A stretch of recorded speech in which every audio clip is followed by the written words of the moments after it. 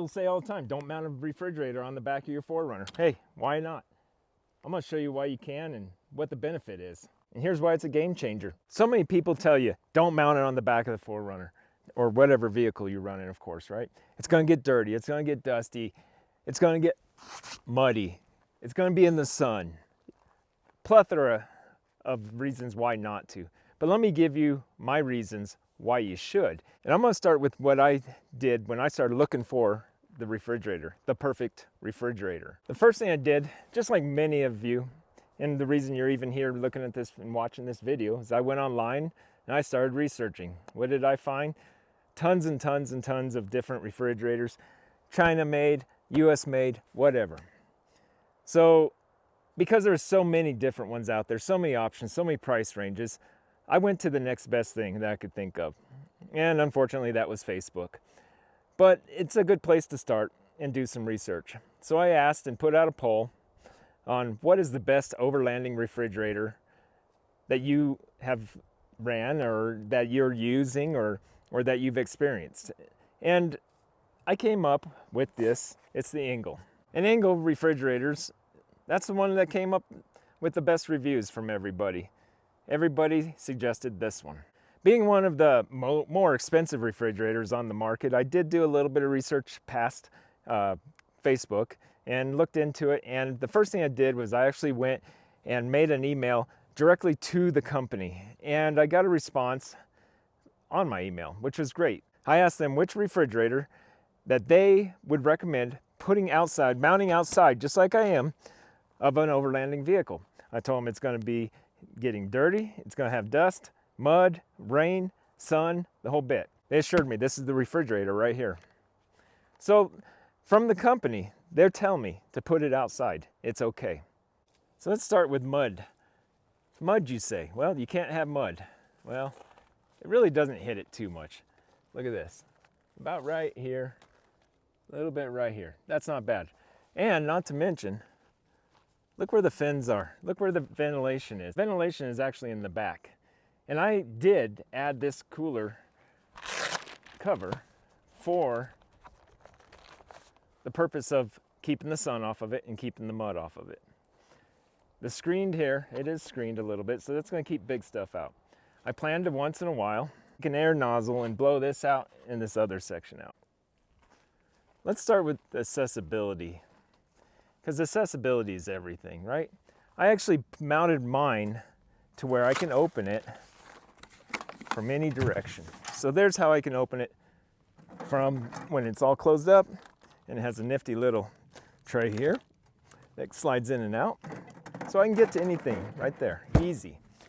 This cover that I bought for it, the insulator, it does stay on. It's just Velcro, but it doesn't even flap in the wind, honestly. Let's look what it looks like when it's open, because this might surprise you.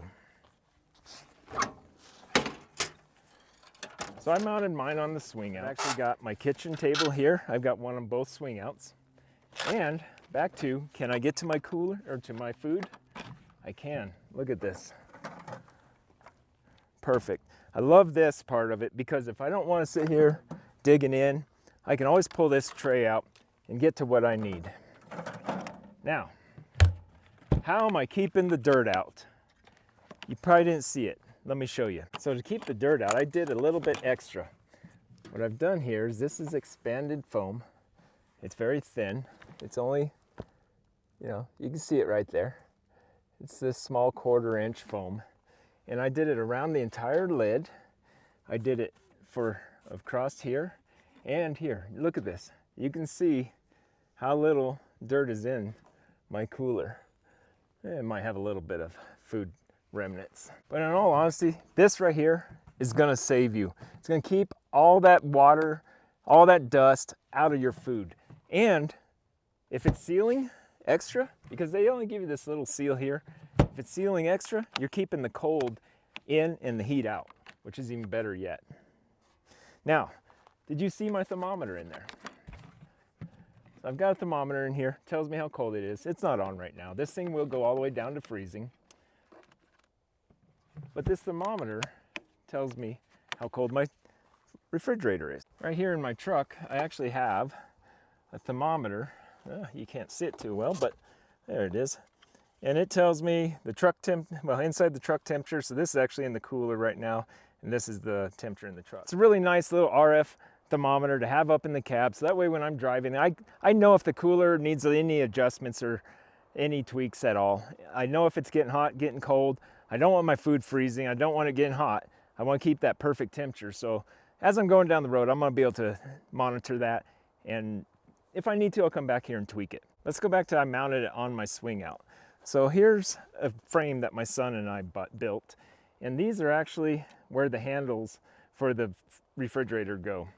And what we've done is we made a frame so it sits in the frame. It's braced here, bolted to my swing out. And then where the handles were, we put screws on both sides. Now it was a really tight fit with this cooler, what do you want to call that? With the cover. But it fits nicely, it's snug, it doesn't bounce around, has plenty of air ventilation. For those of you who said, mount it inside, it's not dirty, it's not gonna get muddy. Well, when you mount it in the cab, what happens?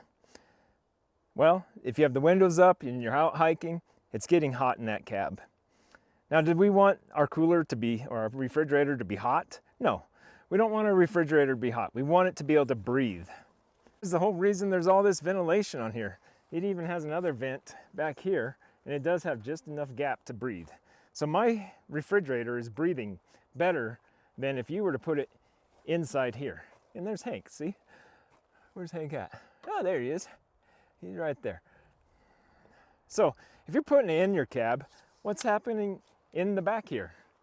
You've just taken up all the space that, yeah, I've got a lot of crap because I'm hunting right now, but you took up all the space that, whatever it takes for that cooler, you are taking up in this cab now.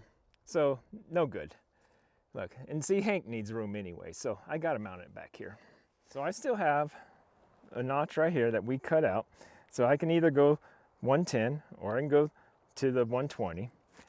There's your temperature knob, very simple, just on, off, and has the little radius there. Well, mine, I've actually routed my electrical, my 120, through the fenders and all the way up to a power inverter up there. This looks like a mess, but these are actually all my harnesses for my solar and everything, so it's actually really well put together. That little power inverter up there, it runs it well. And it's also got a breaker. So, just in case, if something happens, I do have my one cord here for running on 12 volt. Now, if I run 12 volt, I'm gonna have to plug in here and run it and slip it through here and go to my battery here. No big deal. You know, if you have to do something different, you have to do something different. We're overlanding. We're not out where we can just stop and plug into something, but if I want to plug in, all I have to do, unplug here, grab a small extension cord, go over to an outlet, plug it in, and I'm running on someone else's power. Now you could say, well, yours is out in the sun all day. Well, that's true, but I've got this covered. Look, it's got a nice foil on the inside here to reflect the hot and cold. And it's covered. It's a light gray. It's fine. It's not going to get that much sun. Plus, I can park in the shade if I want to.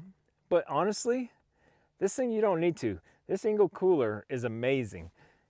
This thing will freeze if you're not careful. So you got to really be paying attention and monitoring your temperature, because it will freeze. And being out here in the open air, having all this room to breathe, this thing does amazingly well. Not only does the blanket insulate this a little bit more and the ventilation give it better ventilation, but all this equates to one more thing that maybe you're not thinking about.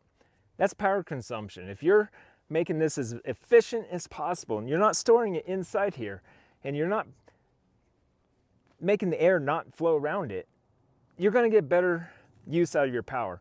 This thing, my wife and I, we ran on this battery, Starlink and the cooler, and charging our devices for 5 days and 5 nights. Yes, the battery was down to the minimum, but when we were done, because we didn't bring our solar with us, but it was able to do that because we made this efficient. So make sure that you're making your cooler efficient. That's the number one thing. If you're shoving it in the back of the 4Runner or whatever you're using for an overlanding vehicle, you are making it to where it cannot breathe, it's in the way, and you're going to burn up this cooler eventually. I've actually know a guy who has his mounted in his 4Runner, and that exact thing happened. You have so much stuff in there, everything gets piled up around it, and what happens? You burn up the motor, you burn up everything about this refrigerator, because these are designed to breathe. So get it outside of your vehicle. You're not going to have a problem. Trust me, this works. And being that my kitchen's out here, I'm ready to go. I can cook, I can clean, I can eat, I can do everything I want because it's right here.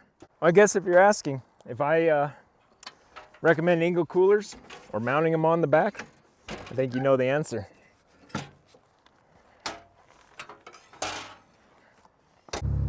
If this video was any help to you, make sure you subscribe because I have all kinds of tips. Don't forget to subscribe.